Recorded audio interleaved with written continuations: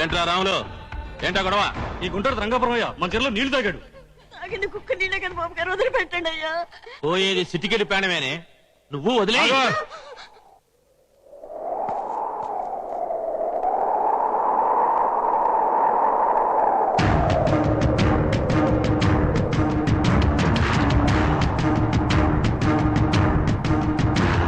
ప్రాణాలు తీయడానికి ఇది రాజయోగం కాదు.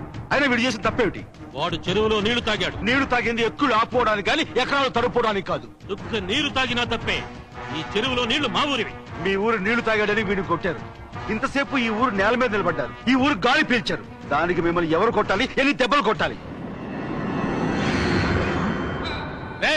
ఏంట్రా మీటింగ్ చెప్తుంటే ఇంకా చూస్తున్నారు?